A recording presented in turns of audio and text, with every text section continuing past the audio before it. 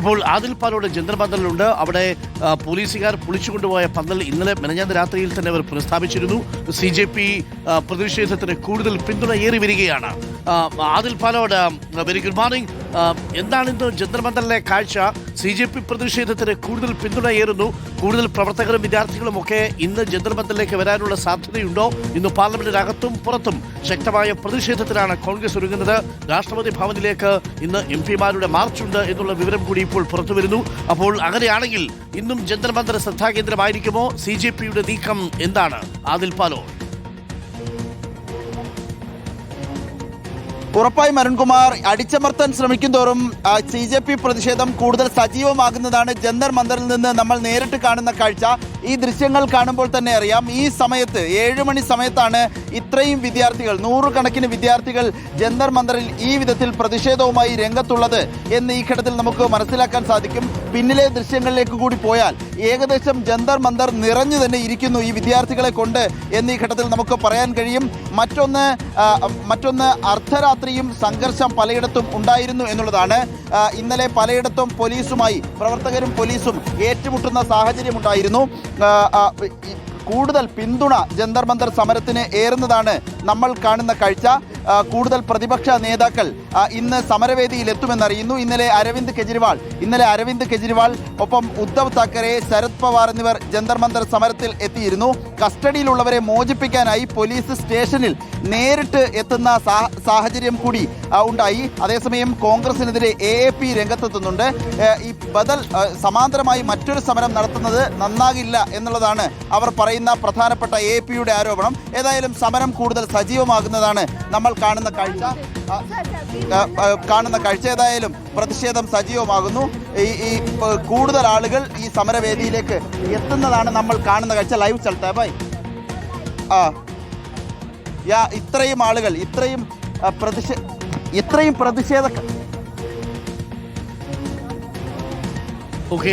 പ്രതിഷേധക്കാർ. റോസാപ്പൂക്കളുമായിട്ടൊക്കെ കുട്ടികൾ വരുന്നുണ്ടല്ലോ അങ്ങോട്ട്. ആദിൽ പാലോട് ജന്തർ മന്ദറിൽ വളരെ സമാധാനത്തോടു കൂടിയുള്ള പ്രതിഷേധമാണ് കാണുന്നത്.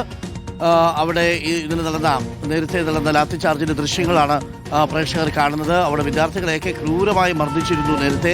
ഇപ്പോൾ കാണുന്ന ദൃശ്യങ്ങൾ കയ്യിൽ റോസാപ്പൂക്കൾ, കയ്യിൽ വിശറികളുമൊക്കെ ആയിട്ട് അവിടെ ഇരിക്കുന്നു. ഈ രാത്രി മുഴുവൻ ഈ വിദ്യാർത്ഥികൾ ഇരിക്കുകയായിരുന്നു. ഇന്നിപ്പോൾ പുലർച്ചെ കുറേ അധികം വിദ്യാർത്ഥികൾ എത്തിച്ചേർന്നിട്ടുണ്ടല്ലോ ഈ ജന്തർ മന്ദർ പരിസരത്ത്. ഇവരിൽ പലരും റോസാപ്പൂക്കളുമായിട്ടൊക്കെയാണ് പ്രതിഷേധിക്കാൻ എത്തുന്നത്. പോലീസുകാരും ഇപ്പോൾ ജന്തർ മന്ദറിൽ ഇല്ലേ ആദിൽ പാലോട്? അരുൺകുമാർ, പോലീസിന്റെ സുരക്ഷാ വലയം അല്പം കുറച്ചിട്ടുണ്ട് എന്നാണ് ഈ ഘട്ടത്തിൽ മനസ്സിലാക്കാൻ സാധിക്കുന്നത്. പോലീസ് നമ്മളിങ്ങോട്ട് കടക്കുമ്പോഴും നേരത്തെ കൂടുതൽ സുരക്ഷയുണ്ടായിരുന്നു. അതൊക്കെ ഒരു അല്പം കുറച്ചിട്ടുള്ളത് നമുക്ക് കാണാൻ സാധിക്കുന്നുണ്ട്.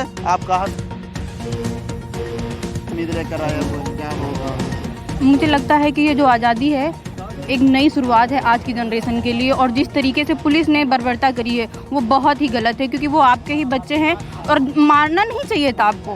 आप समझाते या धीरे से पोलाइट तरीके से इस तरीके से खून बहाया है कि लग रहा है कि ये अपने देश के लोग नहीं है, ये अपने देश के बच्चे नहीं है. तो प्लीज़ इन पे एक्शन हो और ये शांति तरीके से जैसे हमारा धरना चल रहा है इसे आगे कंटिन्यू करने दें. Thank you. ഇത് നമുക്ക് കാണാൻ പിന്നുന്നതാണ് നമ്മൾ ദൃശ്യങ്ങളിൽ കാണുന്നത്. ഇതാണ് സ്ഥിതി എന്നതാണ് നിലവിൽ ഇപ്പോഴത്തെ സാഹചര്യം. അതിൻ്റെ ഒരു പ്രതീകമായി തന്നെ ചിത്രം അവിടെ വെച്ചിരിക്കുന്നു.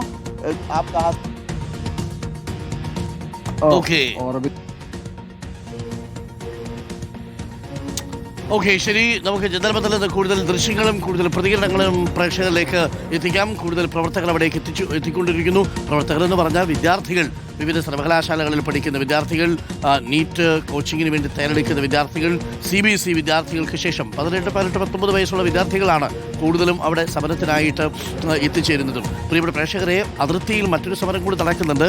അത് കർഷകരുടെ സമരമാണ്. ഈ സമരങ്ങളെല്ലാം കൂടി ഒരുമിച്ച് ശക്തി പ്രാപിച്ചാൽ ദില്ലിക്കത് താങ്ങാനുള്ള ശേഷിയുണ്ടാകുമോ എന്നുള്ളതാണ്. കേന്ദ്ര സർക്കാർ ഇക്കാര്യത്തിൽ കുറച്ച് വറീഡാണ്. ജൻസി പ്രതിഷേധത്തിന്റെ ചൂടറിഞ്ഞ് നേപ്പാളുണ്ട്, ശ്രീലങ്കയുണ്ട്, നേരത്തെ മുല്ലപ്പൂ വിപ്ലവം നടത്തിയ രാജ്യങ്ങളുണ്ട്, ടുണീഷ്യ, ഈജിപ്റ്റ് അടക്കമുള്ള രാജ്യങ്ങളുണ്ട്. അതുകൊണ്ട് അല്പം ആശങ്കയിൽ തന്നെയാണ് കേന്ദ്ര സർക്കാർ ഉള്ളത്. അതുകൊണ്ടാണ് അനുനയ നീക്കത്തിന് പോകുന്നത്. വാങ്സാ ചൂക്കിനെ പോയി മന്ത്രി കാണുന്നു.